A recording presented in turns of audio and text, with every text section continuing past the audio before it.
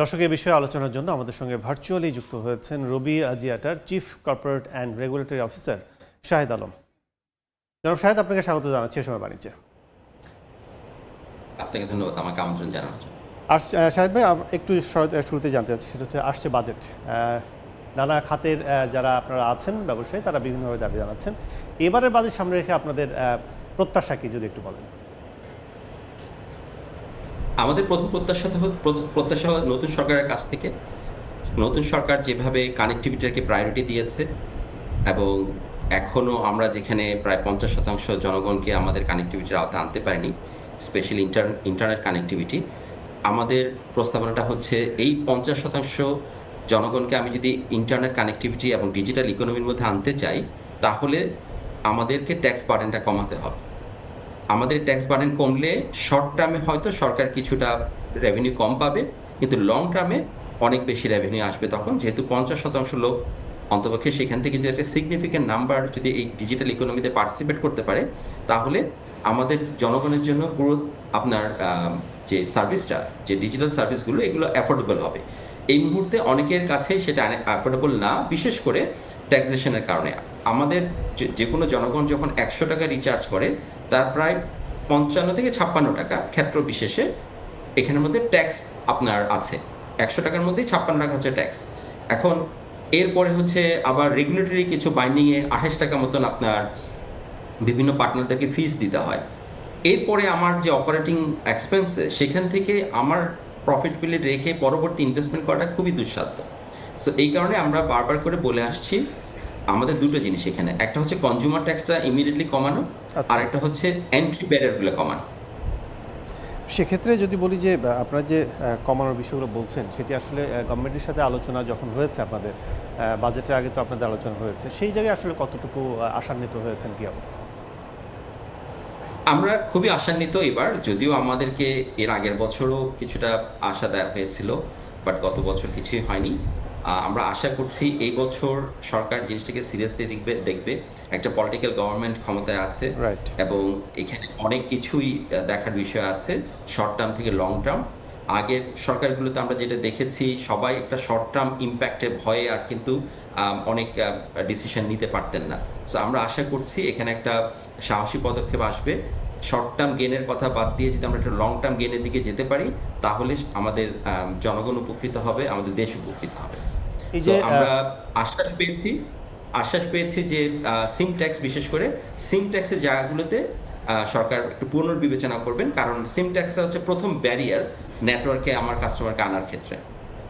সেক্ষেত্রে সিমের বিষয়ে যেটি বললেন, সেটা হচ্ছে যে আমরা ধর নতুন কোনো সিম কিনতে যাই এবং সেই 2 মাস কি 6 মাস পরে আবার সেটি বন্ধ হয়ে যায় যদি ইউজ না করে গ্রাহকরা, সেক্ষেত্রে আসলে এখানে পলিসিগত কি অবস্থা হতে পারে? আপনারা যারা অপারেটর আছে তাদের পলিসিতে কি আসলে এখানে 6 মাস পরে কি 1 বছর পরে সিম কি বাতিল করে দেন আপনারা, নাকি এটাই ব্যবহার না করলে এটি পলিসি, এটাই যদি ক্লিয়ার করেন। যে একটা সিম যখন আপনি কিনেন, আপনি আপনার এনআইডি দিয়ে আপনার নামে আপনি একটা সিমটা কিনছেন, আপনি ফিঙ্গারপ্রিন্টস দিচ্ছেন, সেটা কিন্তু আপনার সিম। কিন্তু দেখা যাচ্ছে আপনি যখন 300 টাকা দিয়েছেন, আলটিমেটলি তো টাকাটা আপনিই দেন। হয়তো আমরা আগে দিয়ে দিই, কাস্টমার পরে দেয়, কিন্তু টাকাটা কাস্টমারেরই টাকা। সো এই টাকাটা আপনি যখন দেন, আপনি আবার সিমটা নষ্ট হয়ে গেল, সিমটা হারিয়ে গেল, আপনাকে আবারও 300 টাকা দিতে হচ্ছে। এটা ডবল ট্যাক্সেশন এবং এটা একটা আননেসেসারি, কারণ আপনার সিম ট্যাক্সটা আরোপ করা হয়েছিল কানেক্টিভিটির উপর। আপনি যখন একবার কানেকশন নেবেন, আপনাকে একটা ট্যাক্স দিতে হবে। সো আপনি কিন্তু ট্যাক্স দিয়েছেন, কিন্তু রিপ্লেসমেন্টের ক্ষেত্রে যখন আবার ট্যাক্স ধার্য করা হয়, এটা আমার কাস্টমারদের জন্য খুবই অ্যানোয়িং এবং এটা বড় ধরনের একটা বাধা তৈরি করে। তখন দেখা যায় যে কারো সিম যদি বন্ধ হয়ে যায়, সে ওই নেটওয়ার্কে থাকে না, তার হয়তো অন্য সিম থাকলে সে ওটা অন্য সিম দিয়ে ইউজ করে, অথবা এটা বার্ডেনটা তার জন্য একটা নিতে হয়। এবং এইভাবে কিন্তু আমাদের এই কস্টগুলো ইনক্রিজ করছে। আপনার মানুষ যখন কমপ্লেন করে যে ডেটার দাম বেশি, মানুষ যখন কমপ্লেন করে যে আপনার ভয়েস প্রাইসটা বেশি, এই কস্টগুলো কিন্তু সবই অ্যাকুমুলেট হচ্ছে। সো সিম ট্যাক্সটা আমরা হয়তো আগে দিয়ে দিই, কিন্তু কাস্টমার কিন্তু আলটিমেটলি এগুলো সব কিছুর উপর ইম্প্যাক্ট আছে। সো এটা বিবেচনা করে আমাদেরকে এই বছর আমাদের জাতীয় রাজস্ব বোর্ড আশ্বাস দিয়েছেন যে ওনারা এই জিনিসগুলো পুনর্বিবেচনা করবেন এবং সরকারের সাথে আলোচনা করবেন। আমরা ভালো প্রোগ্রেস দেখতে পাচ্ছি, আমরা আশা করছি এই জায়গাটাতে কিছু একটা হবে। তরঙ্গ আপনাদের নবায়ন করতে হবে আমরা যতটুকু জানতে পেরেছি, সেখানেও প্রায় ভ্যাটের হার 7.5%। সেক্ষেত্রে আসলে সেখানে কি অবস্থা, আপনাদের কোনো দাবি আছে কিনা? প্রথম কথা হচ্ছে এই ধরনের 7.5% ভ্যাট, এটা কিন্তু ভ্যাটের যে প্রিন্সিপালটা আছে সেটার বিরুদ্ধে। ভ্যাট হওয়া উচিত 15%। এটা আমরা এখন 7.5 দিই, আমাদের আসলে দেওয়া উচিত 15%, কিন্তু এই 15% দিলে আমার আবার সে ভ্যাটের কিছুটা আমি রিবেট পাওয়ার কথা, কিন্তু দেখা যাচ্ছে আমি কোনো রিবেট পাচ্ছি না। তার মানে হচ্ছে মানে বাংলাদেশের সমস্ত বিজনেসই কিন্তু এই ইনপুট ট্যাক্সের উপর আপনার রিবেটটা পায়, কিন্তু একমাত্র মোবাইল অপারেটররাই পায় না।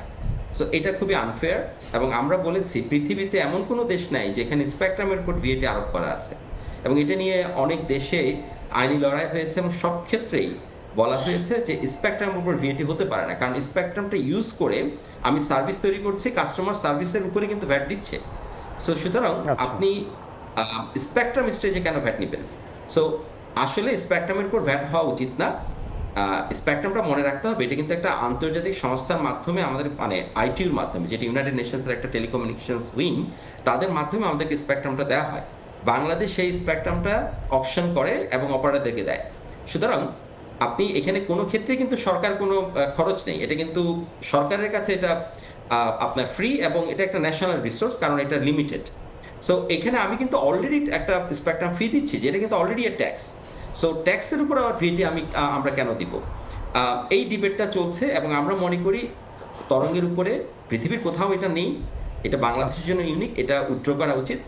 আর যদি উইথড্র নাও করে সেক্ষেত্রে এটা 15% হওয়া উচিত, এবং সেখানে আমাদেরকে অবশ্যই রিবেট দেওয়া উচিত, কারণ এখানে একটা বড় ধরনের আনফেয়ার প্র্যাকটিস যেটা তৈরি হয়েছে, সেখান থেকে আমাদের বের হয়ে আসতে হবে। জনাব শাহেদ, আলোচনা শেষ পর্যায়ে আমরা অনেক অনেক ধন্যবাদ আমাদের সাথে আলোচনা যুক্ত হওয়ার জন্য। আপনাকে ধন্যবাদ। দর্শক, আলোচনা করছিলাম টেলিকমিউনিকেশন শাসন বাজেটে সর্ব অবস্থা। সব মিলে আমাদের সাথে ভার্চুয়ালি যুক্ত ছিলেন আলোচনার জন্য রবি আজিটার সিসিআর কর্মকর্তা শাহেদ আলম।